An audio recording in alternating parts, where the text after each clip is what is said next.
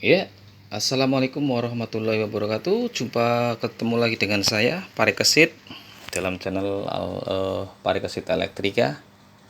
Untuk kesempatan kali ini, saya akan mengajak teman-teman semua untuk review, unboxing, mengintip ya produk dari Susan,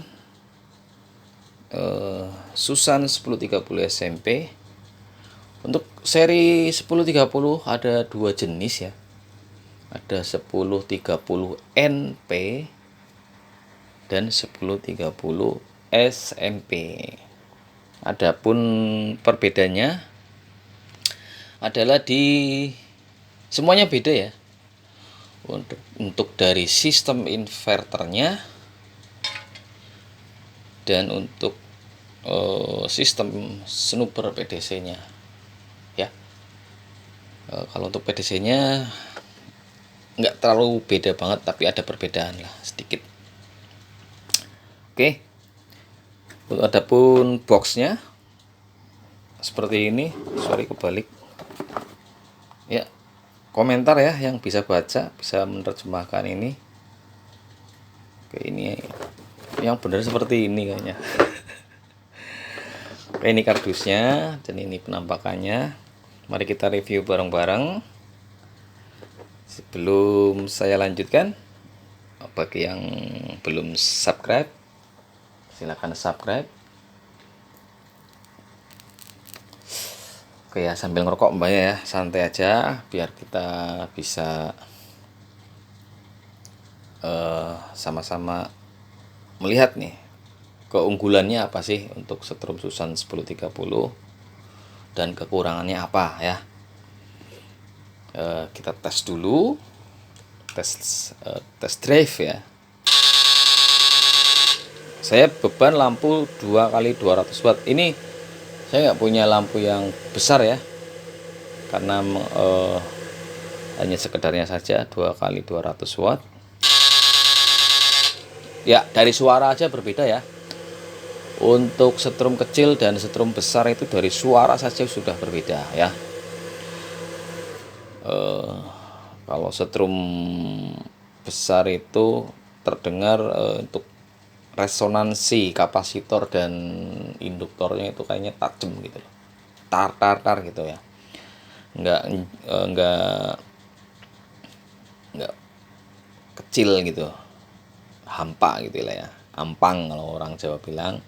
Oke, mari kita buka dalemannya. Ini kebetulan udah saya copot, emang udah saya siapin ya. Sangat berbeda dengan produk 1030 NP ya. Kalau 1030 NP satu trafo, untuk ukuran trafonya sama, menggunakan core EE42.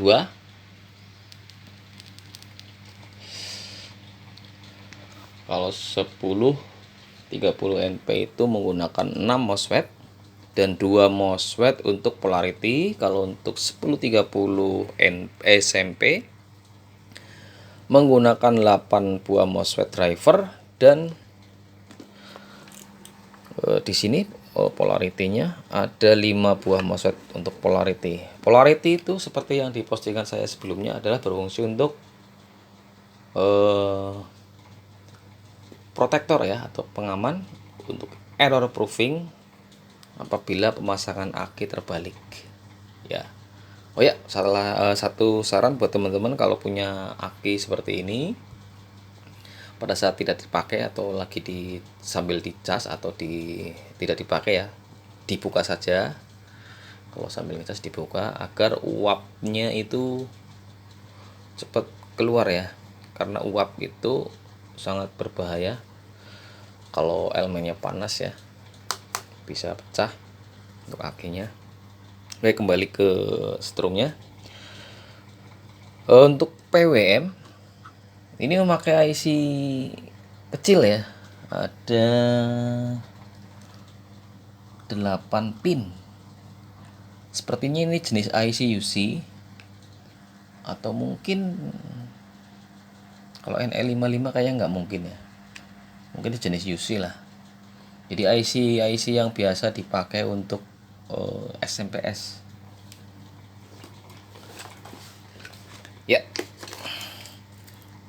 Kemudian sistem kerja inverternya dari PWM ini diumpan ke dua buah trafo GDT. GDT ialah gate driver atau driver trafo. Itu tujuan pemakaian ini adalah untuk menstabilkan output terutama tegangan ya dari PWM, karena bakal dipakai untuk mendrive MOSFET. Biasanya untuk daya-daya besar inverter memakai GDT. Agar apa? Agar pada saat beban besar tidak berdampak atau tidak menurunkan kinerja dari PWM-nya ya. Kedua, apabila ada permasalahan di MOSFET atau di trafonya, tidak berdampak buruk terhadap PWM-nya. Jadi untuk inverter yang seperti ini, kalau teman-teman pernah mengalami kerusakan, itu jarang sekali dan bahkan tidak pernah ya. Saya beberapa kali nyervis ini tidak pernah mengalami kerusakan PWM. Ya. Kebanyakan yang rusak adalah di bagian MOSFET atau di bagian snubber. Bagian snubber ialah bagian setelah elko ini. Setelah elko ini bukan snubber. Ya. Di sini trafo ada dua. Dua trafo ini adalah bertujuan untuk memperbesar tegangan dengan mempertahankan arus outputnya ya. Berbeda dengan sistem yang satu trafo dengan sistem setengah gelombang atau yang menggunakan dua buah dioda, itu adalah sejenis multiplier tegangan atau pengganda tegangan. Tegangannya naik, otomatis arusnya akan turun. Kalau ini dia menggunakan 8 buah dioda, 2 buah trafo. Jadi masing-masing trafo menggunakan 4 buah dioda dengan sistem full bright dan disambung seri. Dari output ini ya, masing-masing trafo outputnya disambung seri dengan ini namanya kapasitor couple ya, berfungsi untuk couple atau penghubung antara output trafo ke dioda. Tujuannya karena ini trafo disambung seri, jadi agar tidak terjadi short output ya. Apabila ada masalah di diodanya, bocor, tidak terjadi masalah di trafonya. Ya, berbeda dengan disambung langsung. Apabila dioda bocor, maka trafonya juga akan ikut kebakar, panas. Ya, ini sistemnya. Jadi kalau teman-teman kepingin membuat yang double trafo, dianjurkan memakai kapasitor couple ya. Jangan langsung outputnya dipasang dioda kemudian disambung seri ya. Kedua trafo ini disambungnya seri. Sambung seri berarti untuk menjumlahkan output tegangan trafo A dan trafo B ya. Oke, kemudian di sini ada 2 buah elko untuk elko banknya. Nilainya 220 mikro 450 volt. Ini seperti biasa ya, sama. Tapi untuk sistem PDC-nya dia menggunakan,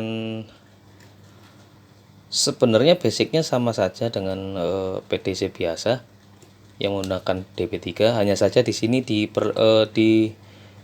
dibuat penggetar ya, opto, ada 3 buah. Fungsinya adalah untuk men-trigger ya. Men-trigger ini ada counter namanya ini. Counter itu penghitung atau indikator lah ya. Jadi semakin besar, semakin cepat getaran yang diberikan sama komponen snubber ini ke optocoupler ini. Optocoupler akan mendrive ini, maka akan timbul angka. Angka ini akan menunjukkan frekuensi kerja dari PDC-nya ya. Oke, mungkin dari situ paham. Mari kita coba lagi.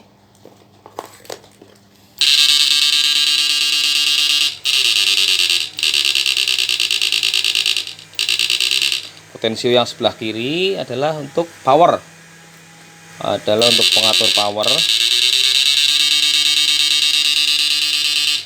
Dan untuk switch yang ini adalah untuk pemutus atau untuk dua mode ya, mode kedip sama mode tanpa kedip. Dan untuk potensio yang sebelah kanan adalah untuk mengatur speed kedipnya atau FF ya.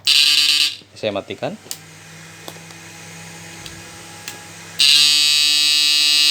Ya, di sini tertulis 130, 104. Ini adalah frekuensi dari PDC-nya ya.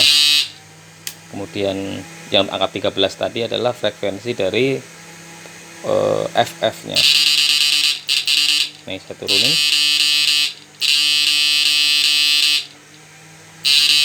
Oke, coba saya ingin lihat untuk tegangannya ya. Tegangan sisa setelah dibebani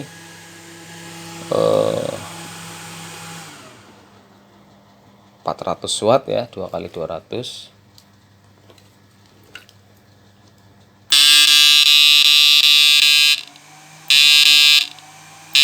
Waduh, kena backlight ya, jadi nggak bisa terlihat.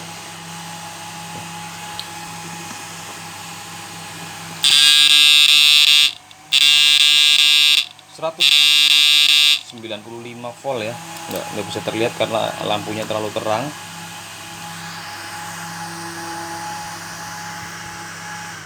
Jadi itu untuk taksiran tegangan kemungkinan dia di atas 500 volt.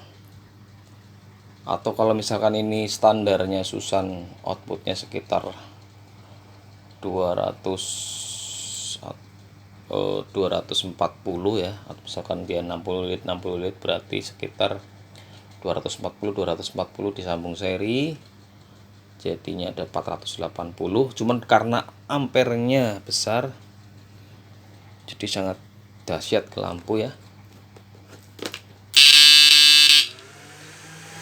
Sepertinya kelemahan nggak ada karena sistemnya udah perfect, ada pengaman juga ya. Jadi kelemahannya hanya boros. Kalau kata saya bukan boros, tapi sesuai dengan tenaga ya. Jadi untuk pola pikir teman-teman semua dirubah, membicarakan boros atau irit, karena sudah disesuaikan. Yang namanya tenaga besar pasti makannya banyak atau konsumsi baterainya besar ya. Jadi kalau pengen bikin strum yang irit ya bikin yang kecil, outputnya nggak usah gede-gede. Saya kasih saran ya sekitar kisaran 300 volt ya. Atau kalau misalkan di trafonya lilitan primernya 3 lilit ya, outputnya sekundernya pakai 55 lilit atau 50 lilit itu udah bisa irit ya. Oke, mudah-mudahan cukup dan paham. Buat informasi pemesanan silakan hubungi nomor saya 0812 8093 0302 ya. Strum ini lumayan berat ya, bebannya sekitar 2 kilo ya. Jadi kayaknya nggak cocok untuk digendong, tapi lebih cocok memakai sampan ya. Oke, terima kasih atas perhatiannya, semoga bermanfaat. Wassalamualaikum warahmatullahi wabarakatuh.